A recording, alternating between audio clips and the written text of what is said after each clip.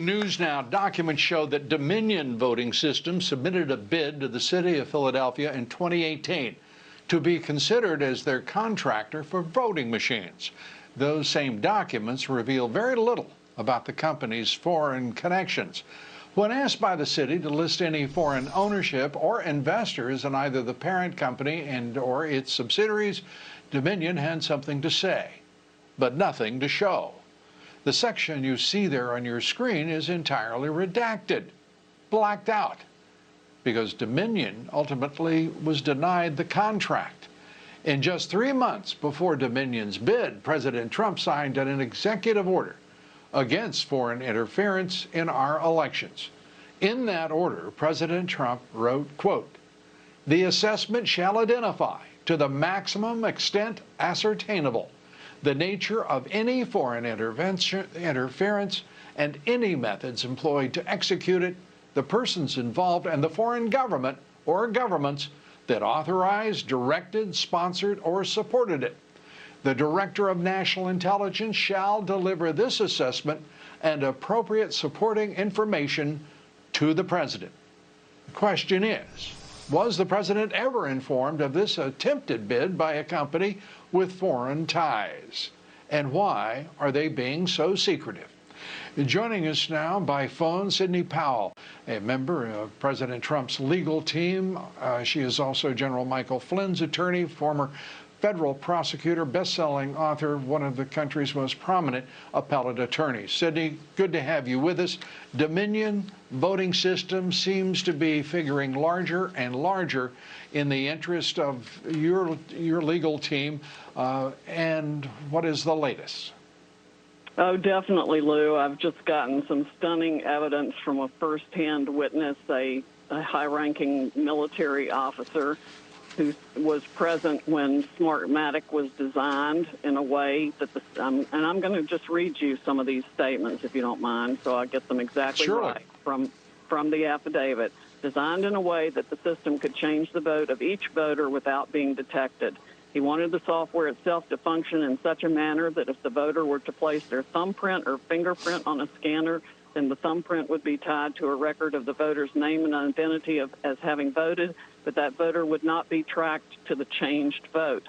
He made it clear that the system would have to be set up but not leave any evidence of the changed vote for a specific voter, and that there would be no evidence to show and nothing to contradict that the name or the fingerprint or thumbprint was going with a changed vote.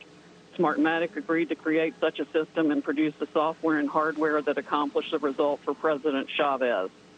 After the Smartmatic electoral management system was put in place, he closely observed several elections where the results were manipulated using the Smartmatic software. One such election was December 2006 when Chavez was running against Rosales. Chavez won with a landslide over Rosales, a margin of nearly 6 million votes for Chavez versus 3.7 million for Rosales. In 2013, he witnessed another Venezuelan national election where the Smartmatic management system was used to manipulate and change the results for Chavez. And it goes on and on. He was in the control room where multiple digital display screens were shown for results and voting.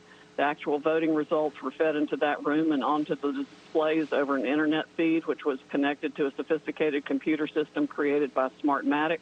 People in that room were able to see in real time whether the vote that came through the electronic voting system was in their favor or against them. If one looked at any particular screen, they could determine that the vote from any specific area or as a national total was going to be against either candidate. Persons controlling the vote tabulation computer had the ability to change the reporting of votes by moving votes from one candidate to another by using the Smartmatic software.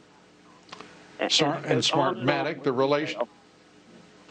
Smartmatic. Sidney, yes, and Smartmatic, the chairman is Admiral Pete Neffinger, who is also transition team. That's an extraordinary situation as well, isn't it? Yes, it is.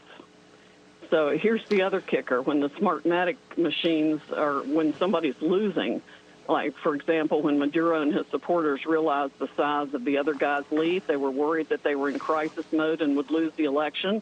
The Smartmatic machines used for voting in each state were connected to the Internet.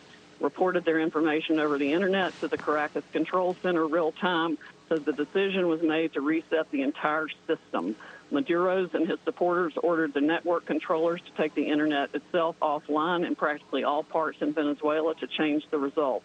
It took the voting operators approximately 2 hours to make the adjustments in the vote from Radonsky to Maduro. Then when they turned the internet back on and the online reporting was up and running again, they checked each screen state by state to be certain they could see each vote was changed in favor of Maduro. Sidney, you tweeted earlier today about CIA and its association. What have you discovered there? Well, other than the fact there's no way all this was happening around the world without the CIA knowing about it. I mean, that's just logic. This affidavit also explains it's been used to change election results all over the world. And it's all Venezuelan and Cuban and essentially communist money that's been doing this. It's a foreign-owned company, as you mentioned earlier. The president of it is Mr. Neppinger, who is on Biden's very presumptuous and immediately failing transition team.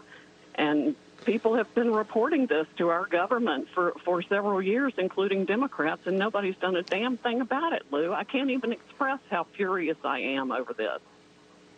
Well, I share your fury and frustration, but I do have some news to break here at this moment. I have now received word from a highly reliable source that the FBI does have an investigative team that is now looking into this election.